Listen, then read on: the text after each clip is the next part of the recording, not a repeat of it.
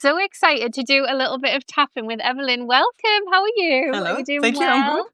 Yes. Good. A little bit nervous because also my imposter syndrome is here, but yeah. Oh, and this is why it's so beautiful to have these conversations because it's stuff that we all deal with, isn't it? Because we Yes. are literally shifting paradigms here. We are turning up online, making our beautiful work, inviting people in, and I'm like, nobody did this before us. Like we are the ones doing it. So of Yeah. course it's going to feel a little bit unsteadying and a bit unstabilizing, but I think it is really beautiful, and especially to offer up EFT in this way because it is such a beautiful modality and scientifically proven to really make shifts for people. So I've only really recently got interested in it. I remember being on holiday, um, probably about 4 years ago now, and it was in a book I was reading, and I thought, I'm going to try that. You know, when you're on holiday and you think, I've got time, like I'm going to give Yeah. that a go. And it was really, really good and powerful. And I've got a friend who's a coach who's always telling me about tapping and this YouTube channel and stuff.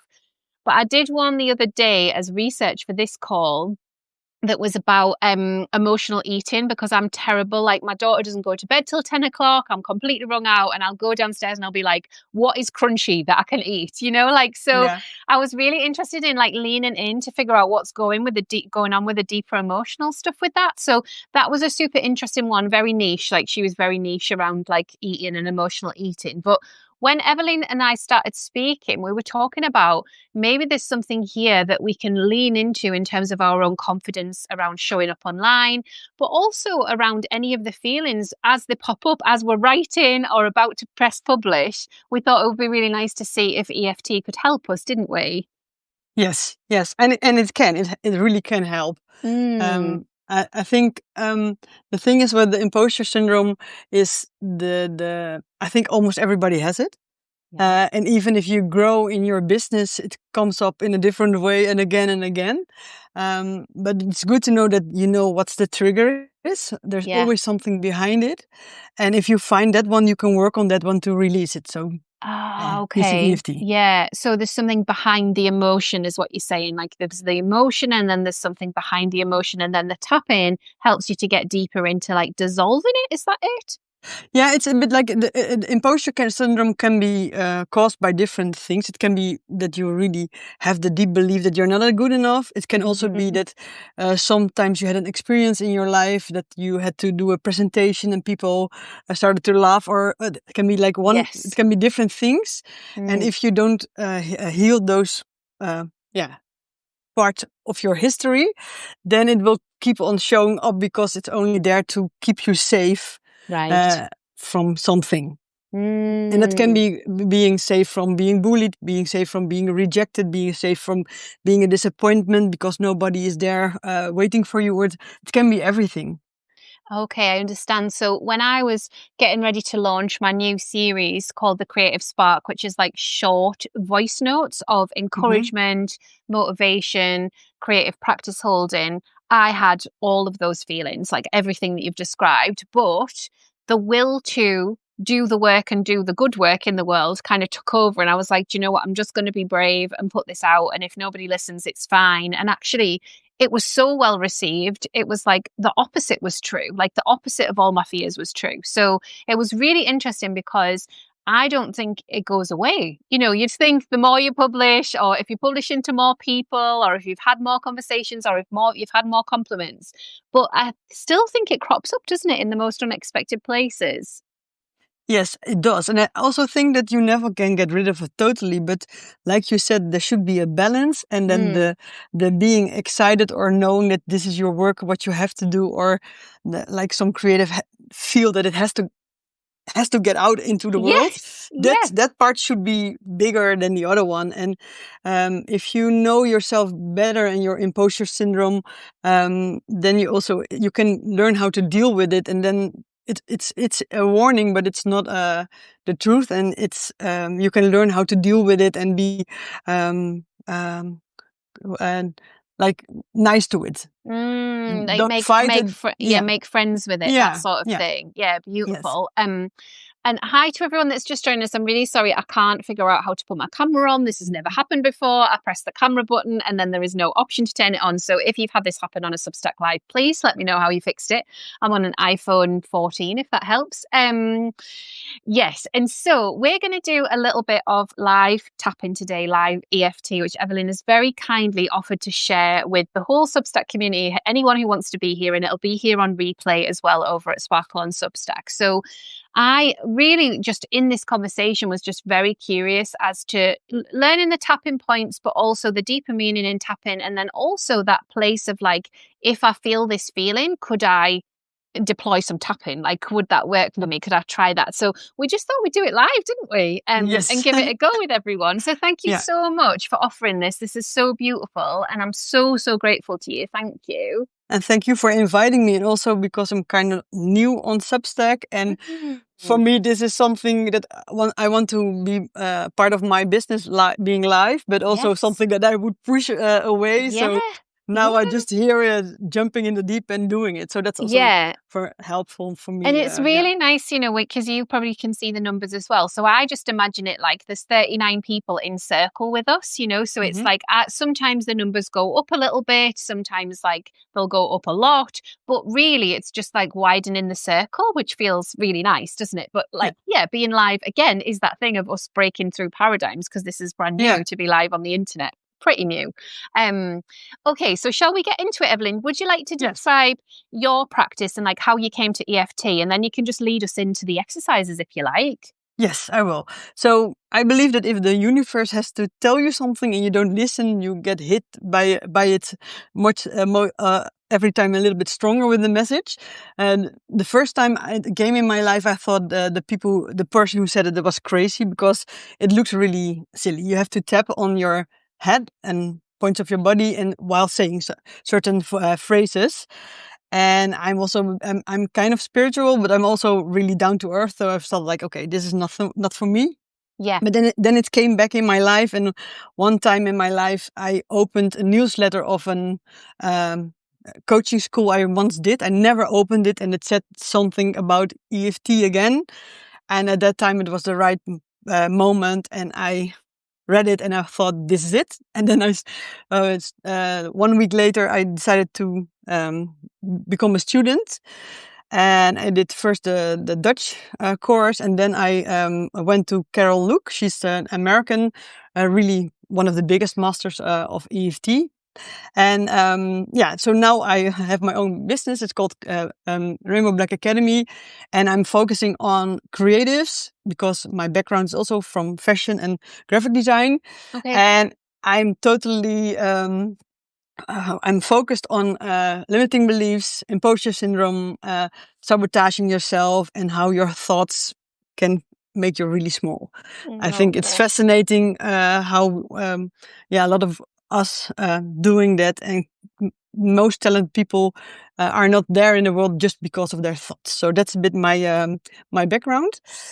And then about EFT, so it's a combination of acupuncture and modern psychology. And what you do is, if you have some distress, a limiting belief, something that happened in your life, or it doesn't matter what it is, but it's something that there's an energy active and it's holding you back in some way. You try to find the right words and the trigger, and then you're gonna say it out loud and tap on the certain points. I will tell the points after this. And while you do this, it's not to empower it, but you make how do you say it? You get the energy shifted, and then you make space for positive thoughts. So normally you always end with some affirmations or positive things that will serve you.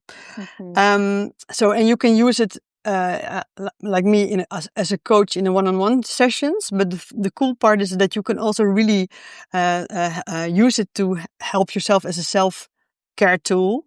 And it's really powerful because it just takes you a few minutes. You can move. So especially for the manifested generators of the people with ADHD, it's nice that you don't have to sit still like meditation.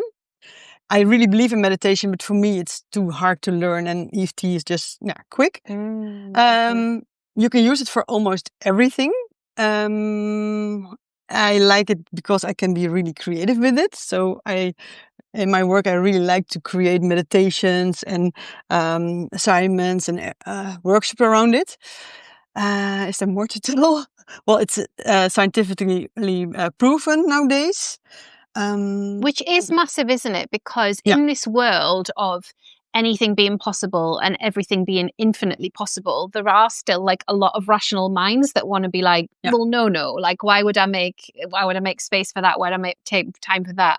And what really got me into a place of like, I want to listen now was that I was listening to a podcast and she just explained it in a way that I'd never had it explained before. So, like the negative part where you would like bring up the negative part. And she was saying, even though that'll feel counterintuitive, you always end with, and I deeply love and accept myself. And I was like, oh my goodness, I've never told myself I deeply love and accept yeah, myself. Never. I've never said that to myself. Like, and then I was like, this is why it works. Because if you are reflecting back the depth of, it's like that thing of like, holding your inner child or holding yourself and being like, I'm so proud of you. Like we look for the external for that all the time. And she's telling me that I can just tap on my own body and tell yeah, myself that I deeply love and accept myself, even though, so the sort of precursor was like the negativity sort of, even though this happened, or even though I feel this, or even though like that was a bit messy, I deeply love and accept myself. And I was like, oh my God, that's it. Like, that is yeah, it. That is the reason, because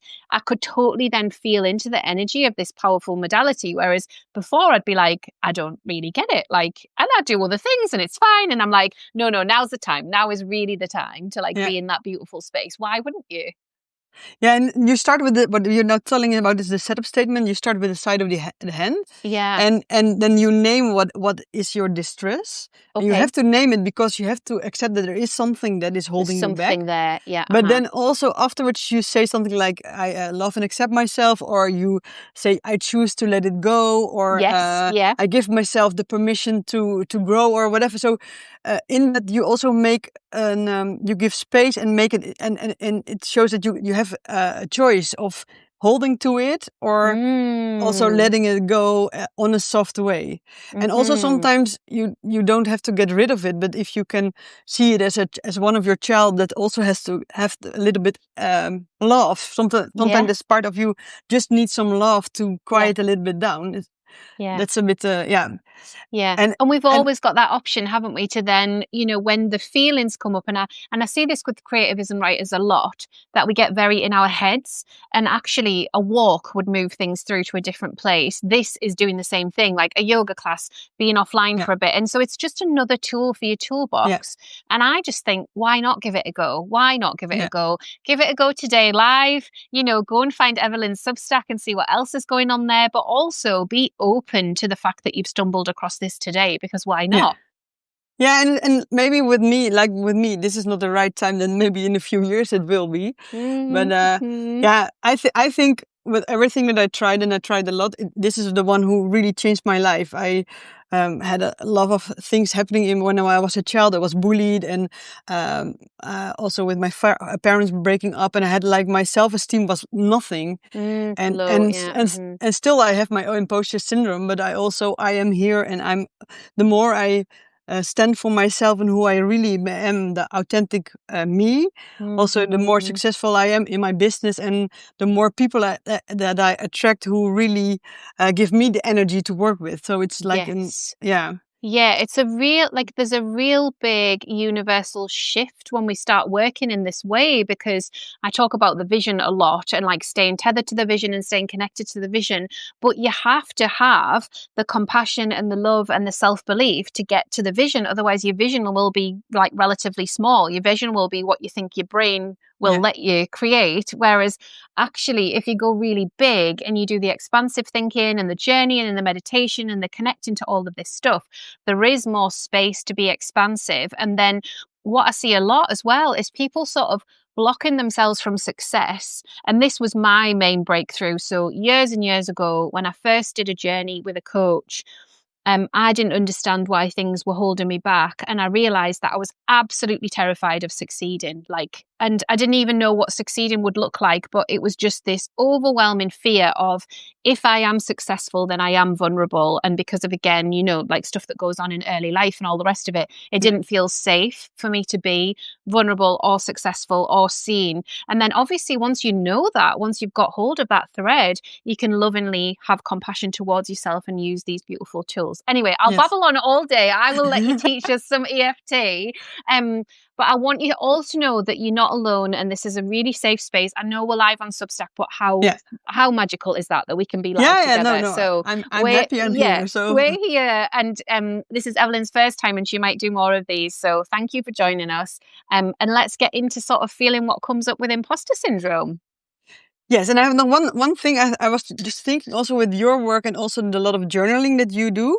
What I also like about EFT, because now we work with a script, and the one that you heard about on the podcast is the golden standard. It's like the original EFT that they also use for the evidence base. So they picked one kind of tapping so that they can put it all on one together.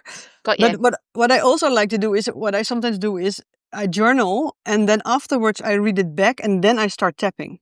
So that's a really easy way. Amazing. Then you don't have to know the words, because that's for a lot of people, it's the trouble finding the right sentence to say. But if you just read it back, what you wrote down, it can be something negative or positive. That also works. So that's also really nice to do.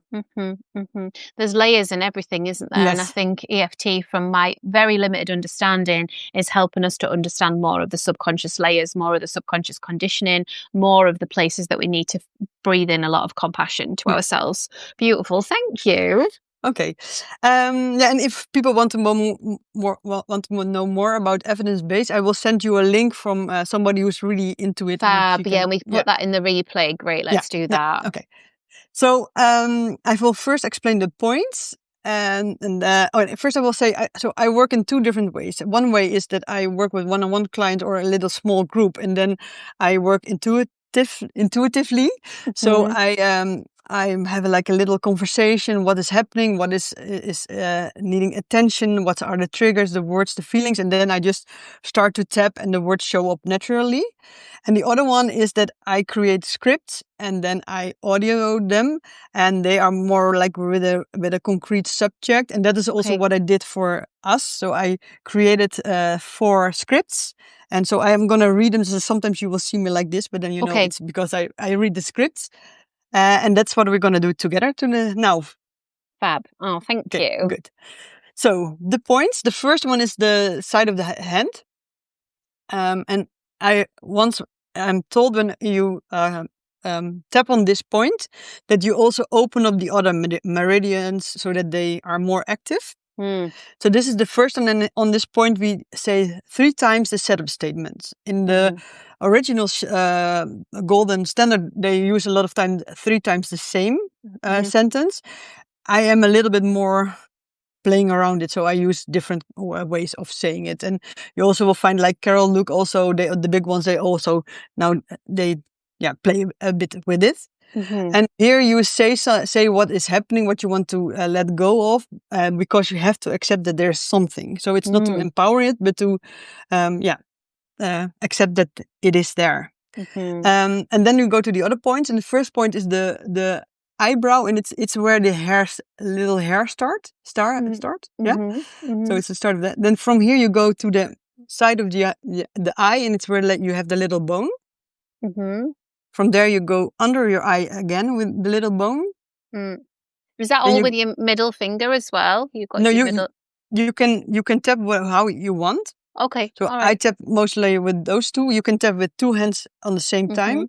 You can tap left, right, doesn't matter, whatever you feel like. Then you go under the nose. So it's this little point. Then you go on the chin. Collarbone, and it's a little bit where you have those, also the little bones, and just below you have like a little, I don't know how you call it, a little... Well, like a ridge.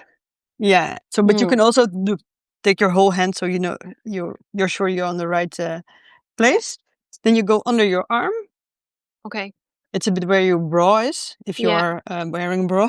Yeah. And the last one is top of head. Okay. So, and you will see that some people change those following. That doesn't matter. What they did is they took all these points because it's an easy way to remember, and then you know for sure that you have the right point. But the starter of EFT, they was more like acupuncture, and then you had to really know which point was for which distress, but it was really difficult. So that's why they created it in this way. And simplify it. I'm just really enjoying tapping the top of my head, realizing that I don't really feel like I've tapped the top of my head ever in my life. You know, it's like quite nice, isn't it? Yeah, and I also heard that if you want to tap with children and they don't want to do all the points that this one is a good one for the children to do. Good to know. Yeah. And when my mother died and I was really sad, I always used this point. So I think it's more near the heart. So and I believe this is not a science, but I believe that the point that feels best is the right point. So I think you can just trust on that. If you stick to this one and it feels good, then do it. Great. And also what good to know is that it looks maybe a little bit complicated, but you cannot do it really wrong. So don't get your imposter syndrome into the tapping. Yeah. So, this one. So let's start tapping. Yeah.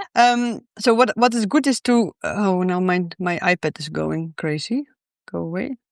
Yeah. We're technical challenge today for some reason, but that's okay. We're doing it anyway. Yeah, and I believe even that your imposter syndrome or your saboteur can even work with the technical part to totally, and I put lipstick on and I did my hair and I changed my t-shirt and I was like, no, I'm ready. Like, it's not one of those times that I've just fallen into the room ready to go live. Like, I was actually ready to go live, but hey ho, we'll fix it in a minute, hopefully. We'll do some tapping. It will work like this. Yeah. So what is good to do if you tap is to drink a lot of water because you work with energy and it shifts. And that's the only in a place where you will not be disturbed. That's the only things that you need. So that's really nice also about it. Yeah, great. All right. So the first tapping we're going to do, and it's about the subject, it's too late. And what I want to ask everybody now who wants to tap with us is just to sit and ground a bit. Put your foot on the floor if you can. I always shake a little bit and then put my hands on my stomach. This part is just my part, but it's not the official one, but that's how I like to do it. And then first take a deep breath in and out. And then another one. And out. And then take something in your mind, a situation. It can be creating something, showing it to the world, a new business or whatever, where you have the belief it is too late. And take this in your head and then try to feel how true does it feel if you say to yourself, it is too late. And then sometimes you feel something in your body, can be like a pressure or your throat can feel like this or heavy. And maybe you can give it also a number from 0 to 10. How true does it feel? And then 0 is it's false. And at 10, that's absolutely true. It is too late. So, and if you have done that, then we start at the side of the hand. And what we're going to do, I'm going to say it first, and then you can repeat after me. And then I'm going to say the next one. And so I will guide you through all the points. Great. Yes? Okay, side of the hand. Even though I believe it's too late for me. Even though I believe it's too late for me. I accept how I feel and I'm open to the possibility. I accept how I feel and I'm open to the possibility. The disbelief isn't the whole truth. The disbelief isn't the whole truth. Take a deep breath in. And out. Even though I think I've missed my chance. Even though I think I've missed my chance. I choose to be kind to myself anyway. I choose to be kind to myself anyway. And I love and accept of myself. I love and accept myself. Take a deep breath in. And out. Even though I feel too old, too late, or behind everyone else. Even though I feel too old, too late, or behind everybody else, I'm willing to gently release this belief I'm willing to gently release this belief and believe in the timing of the universe. and believe in the timing of the universe. Take a deep breath in and out. So now we go to the other point, and it's the eyebrow. Mhm. I am too late. I am too late. Side of the eye. I should have started earlier. I should have started earlier. Under the eye. Everyone else is further ahead. Everyone else is further ahead. Under the nose. I feel like I am falling behind. I feel like I am falling behind. Chin. I keep comparing myself and it makes me feel small. I keep comparing myself and it makes me feel small. Collarbone. What if it's really too late? What if it's really too late? Under the arm. I believe I missed my moment. I believe I missed my moment. Top of head. I feel frustrated, sad, and unsure. I feel frustrated, sad, and unsure. Take a deep breath in and out. So if you want, you can repeat this one to make the number a bit around 5. And if you feel the space for some positive phrases, then we go on. That's what we're going to do now. And then you start again with the eyebrow. Mm-hmm. And it's, what if this is not true? What if this is not true? Side of the eye. What if I am right on time? What if I am right on time? Under the eye. Maybe I started exactly when I was ready. Maybe I started exactly when I was ready. Under the nose. I can trust my own timing. I can trust my own timing. Chin. I choose compassion over judgment. I choose compassion over judgment. Collarbone. I don't need to compare myself to anyone else. I don't need to compare myself to anyone else. Under the arm. Every day is a chance to begin. Every day is a chance to begin. And the last one, top of head. It's not too late. I'm exactly where I need to be. It's not too late. I'm exactly where I need to be. Take a deep breath in and out. So now again, I want to ask you to check into your body and say out loud again the sentence, it's too late. It's too late. And is there something changing inside of you? Yeah, it feels like it's come like closer in. Like I feel like it was like outside of my body, but like heavy on my arm. And now I feel like I can feel it in my heart. Like, oh, that's interesting. Like I'm curious about it now. Whereas before I was like, yeah, that's about an 8. Like I've definitely told myself that's impossible because of how much energy I would have to give it. So yeah. And now it feels an 8 or before? No, before it was an 8, Okay, and now okay. it's like between a 4 and a 5, and this like it's lighter, like it's closer to my heart, and it's like a curiosity, like ooh, like what if sort of energy rather than like heavy, like there's no way kind of energy. Good. And sometimes it can also happen that the number goes up, and it is a little bit like an onion.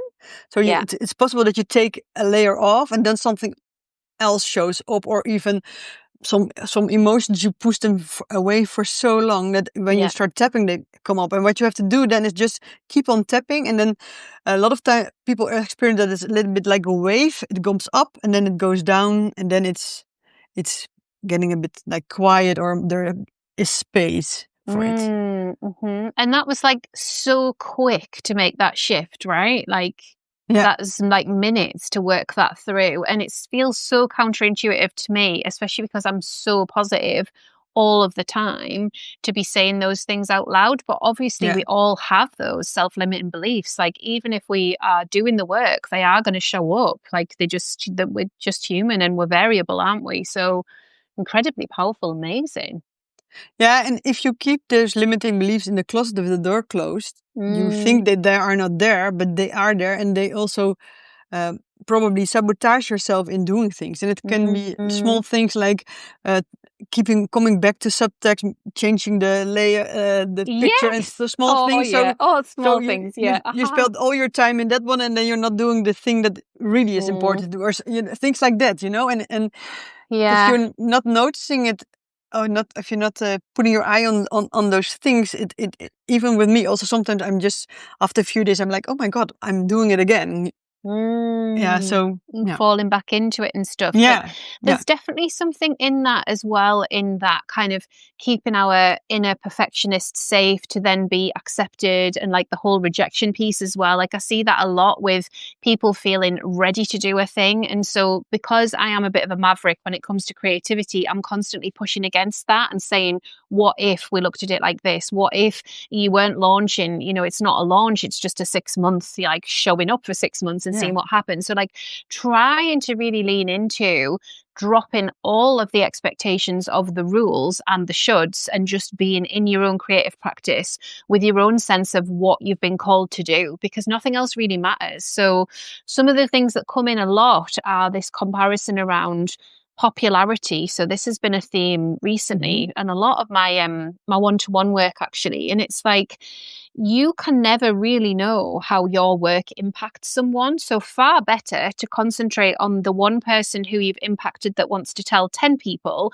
than looking at the number of likes or comments or thinking that people aren't engaging. Whereas actually the energetics, we just give that over. We put the work out and we give that over, Yeah. don't we? So yeah, there's a lot in there, I think, that we could use this modality for and really lean into around what we've kind of built up to be a sense of success, or feeling like we've made it, or whatever else it is that's coming up. I'd be really interested if you guys in the chat, if you've got anything that you feel like you need to work on specifically around Substack. Like, I'm just really curious about that. If it is the platform, if the energy, if the space, if the, being brilliant best-selling authors on here, if it is bringing anything up for you, and how we can quiet that noise a bit. Do let us know in the chat if anything's coming up.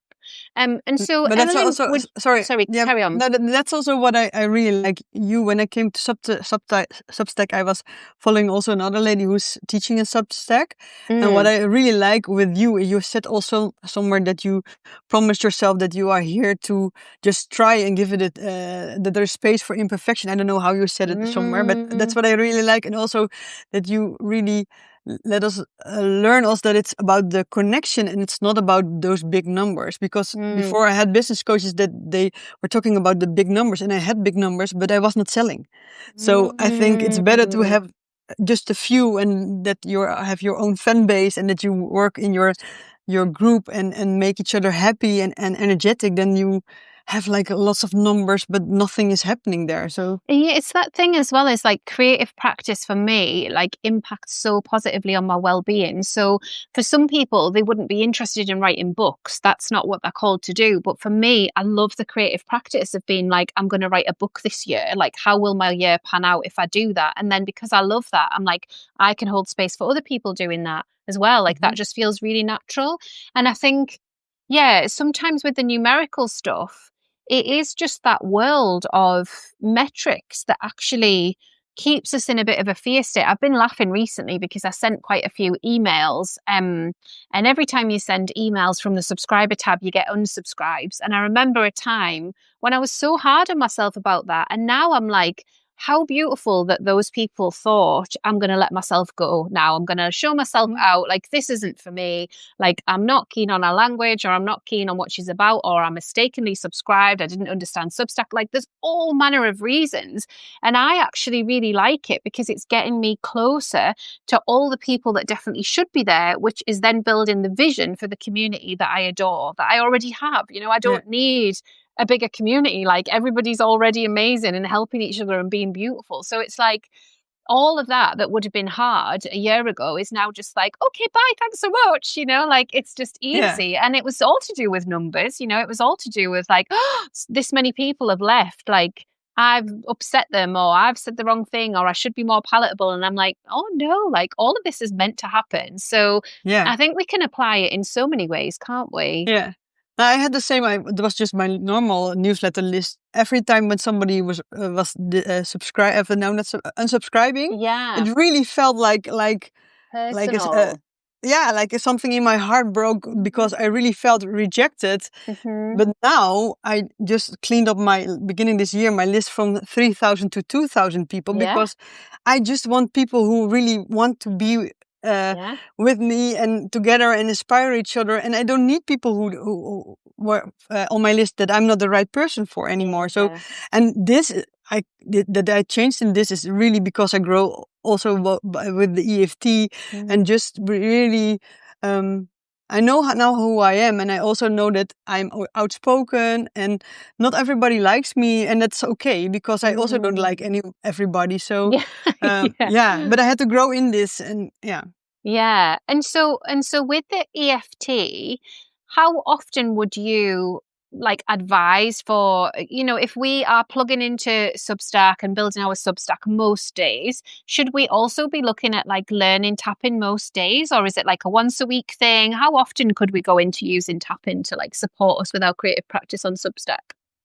Well, what I think is that it is important to do everyday mindset work, and Mindset especially work, when you yeah. when you do good, then a lot of time you like, oh, I feel good, I don't have to do it, and then a lot of people don't do it. It's easier to Mm, do it when you don't feel good. mm, But what I also do is like when now I'm working on my money mindset, so I do every day I do tapping about mm, money mindset set, and it's also to search for if I have some triggers or some beliefs or yeah, so it's a little bit like a project that I'm doing myself.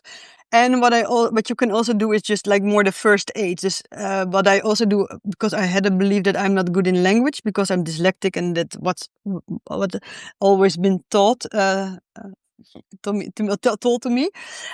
So a lot of time when I start to write, I still have to get rid of my writer's block, and then I'm just doing an EFT on tapping that it doesn't have to be perfect, that I can go in the flow, blah blah blah. And so that's more a first aid when I really start to write. So, yeah. yeah. And are you writing in Dutch? Is that what your Substack is built in Dutch or not? Yeah, most of the things that I'm doing in Dutch, but now I also have starting to get English followers. So I'm now thinking maybe I should also do it in English, or I don't Well, know. it's so It grows every interesting. time. It's so interesting because, when you said about Google Translate and then your whole publication appeared in English to me, and I was like, oh, Oh yeah, here it is. Like, I had no idea that you could do that with Google. Like, it's literally just I yeah, press a button and then your whole publication turns to English. And I just think that is so wonderful. I had somebody in my Diamond membership, actually, he's French. And we'd not engaged very much. And I said, he was like moving on, he'd spent a year with me and he was like ready to move on and stuff. And that was totally cool. And I was just like, oh, before you go, do you want me to do you an audit?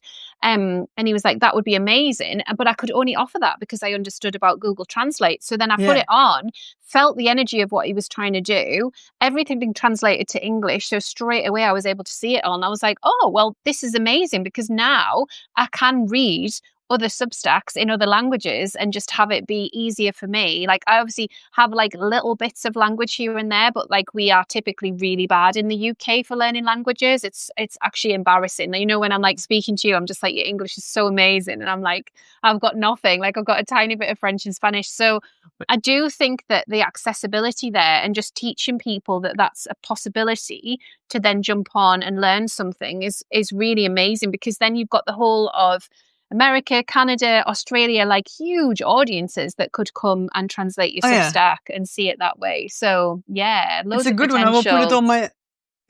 on my about page. Yeah, I think if you stick it on your email footer as well, Evelyn, Yeah, because it's just like it's so easy to do and it's one little yeah, shift. So it's like if you write it in English, because English is currently the main language of Substack, and then people see that, they're like, oh, great, I can translate the whole thing. They just might not know, yeah, might they, that that's possible. So great. So yeah. so a daily practice would be nice. And then as you are working through this stuff, you mentioned about drinking lots of water, but do you think, some of it comes out in our subconscious? Might we have like bad dreams? Might we have creative breakthroughs? Like, because it feels like it is making shifts very subtly already. So if we build a practice of it, is it likely to be massive breakthroughs, or how does that work? Yeah, it depends a bit, also the subject and the trigger, but sometimes it can be so deep in that you get really tired, and for one day you only want to sleep, Okay. and then afterwards you feel okay again. But a lot of times it also gives it's just an energy shift. So Mm.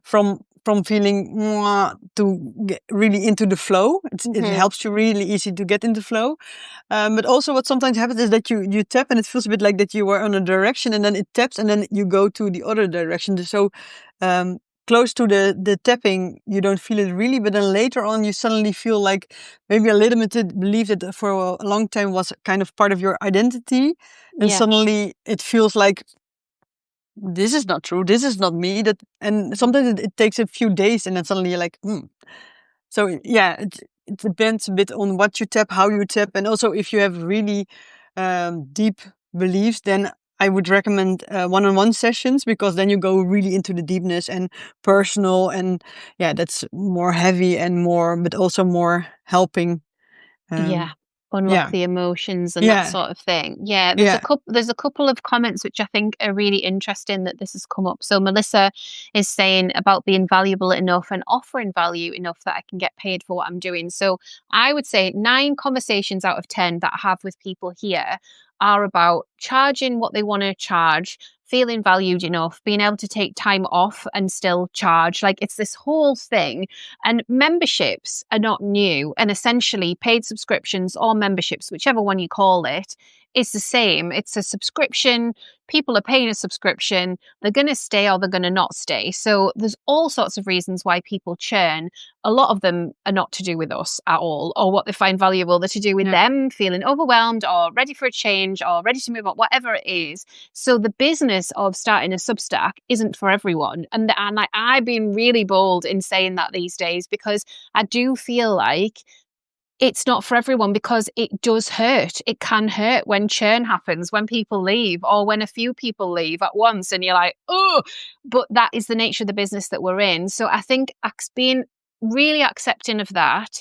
I've got videos on monthly recurring revenue, which is a beautiful attribute of Substack. You know, if you get people paying monthly, you are going to get paid monthly. If you do annuals, if you do coupons to get people in at a certain time of year, that is going to refresh for a percentage of people. But all in all, you've got to use the spreadsheet to understand if what you're putting out feels like you're being paid properly for your time. And if you're not, how many more people is it going to take? So it's all in my spreadsheet inside the membership. You can get that. It'll take off the Substack fees and the Stripe fees so you can see the real money. You're also in that space of like, we're not messing around. Like, if you turn on paid subscriptions, you've got a business. Like, it's easy to be like, oh, I've just got 1 or 2, 3 people paying. It's just my mom, it's just my husband. But there's a whole lot of responsibility yeah, comes with opening a subscription service. You know, we've got people's data, we are holding people's money through Stripe. Like there's a whole set of things that actually within the energetics, maybe some people just aren't ready for. And that's what feels difficult. And so there's yeah, all of that stuff to work through as well, because that can be really beautiful, but your business needs to hold you, not the other way around. yeah, You are the biggest yeah, asset for your Substack. Like it's not giving you pocket money. Like it might feel like that, but it is actually you building something that can take care of you. So I definitely say that. I think there'll be amazing tapping scripts that you could use around that stuff. Would you say like yeah. there are some things like that? Because that's like into the money mindset thing as well. Yeah, also about that you are allowed to do it on your way and your Yes. boundaries, Mm. and that also letting go of the. I think a lot of times when you um, go over your own boundaries is also because you think something it has to relate it to the money, but Mm-hmm. it doesn't. If you create your company, your boundaries, and you will attract the right people, and the people Yeah. who are against the boundaries are the people Mm. you have to be happy to leave them. Yeah. But I'm saying it really easy, but when I get an email about somebody who's really disappointed in my 18 euro training, I really feel bad and hurt Mm-hmm. and think I'm not good enough, and so you get those feelings also. But Mm. I tell myself every time, yeah, this is how I do it. I Mm-hmm. for a long time I tried to please everybody, and Mm-hmm. that didn't work, and now this is it. And if Mhm. you don't like This it, you is can it. go. Yeah, this Yeah, is it. And taking care of yourself in that.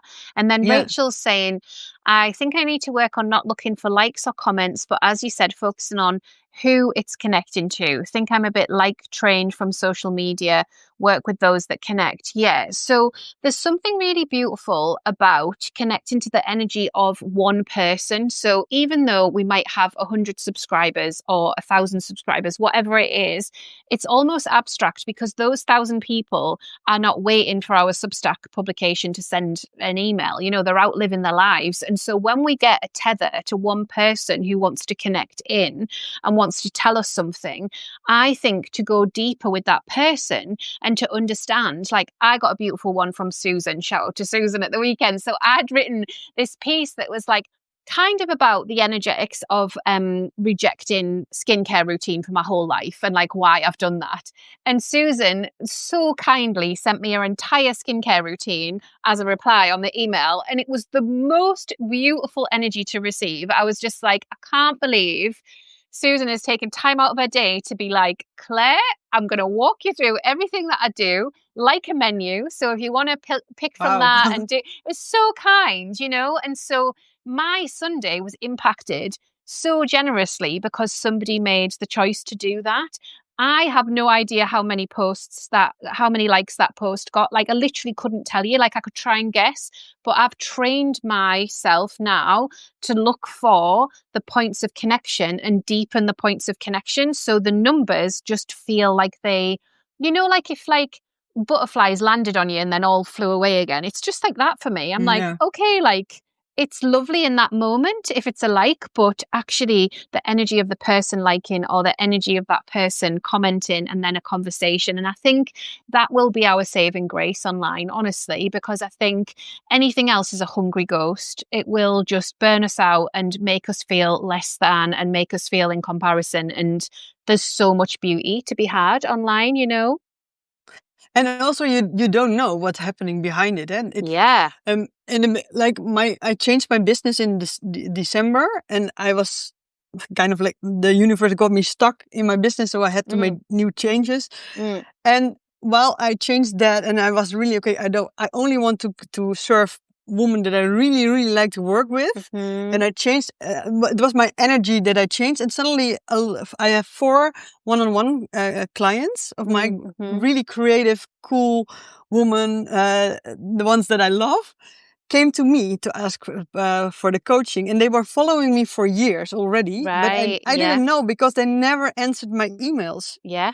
Yeah. So I also tell the people that I coach now, it's like a girl in a field and with a flower seeds. Just Mm, throw it out, and you mm-hmm, don't know which mm-hmm, flower will unpop. But at the end, someday they mm-hmm, will unpop. And the mm-hmm. likes are just numbers. And with me, a lot of the same people, we like each other. It's like a Yeah. like group. But Yeah. those are not my clients. So Yeah. Yeah. you It's never know. true. Also, with a nice drawing or a nice saying, you don't know what's happening on the other side of your Mm, iPhone, laptop, or whatever. So, and I yeah. think you can trust that. And also, what I do is, if I get something nice, I print it out and I put it all Oh, that's so above my desk nice. so I see it. Yeah. Yeah, that's so nice. And it makes me want to get my printer working again. Since I changed laptops like 2 years ago, I've never tried because it's like tech, right? So I'm like, oh, it's enough to study Substack full time. Like, I'm not going to get my printer working. But actually, there is real power in seeing that stuff, like away Yeah. from the screenshots, away from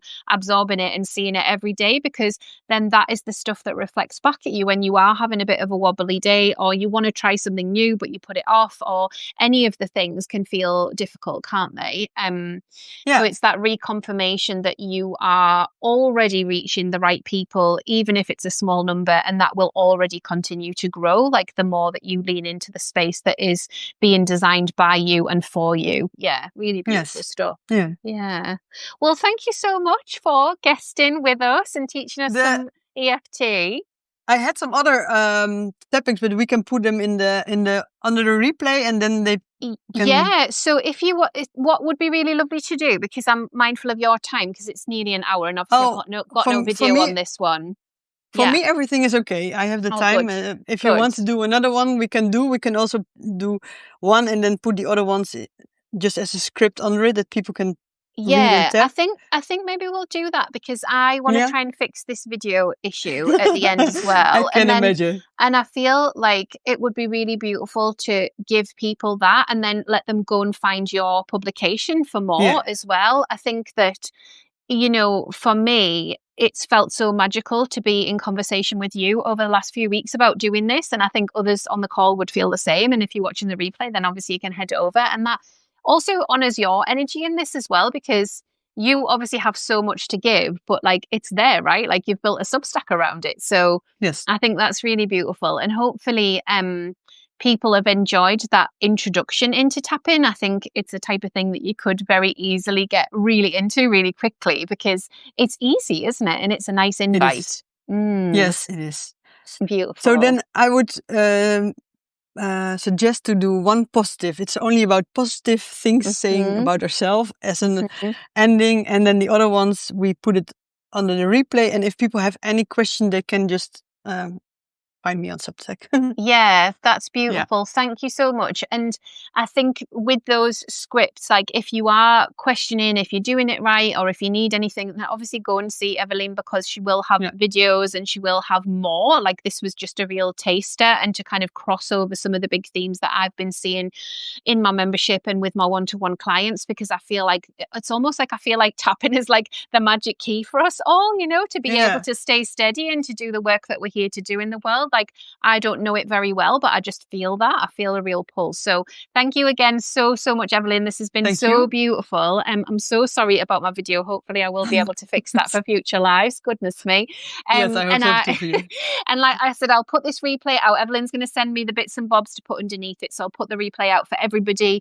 My paywall does kick in after a month at the moment, but it'll be available for a month for you guys. Thanks so much. I'll see you all again really soon. Take care. Okay. Bye. Bye. Bye. Bye. Bye.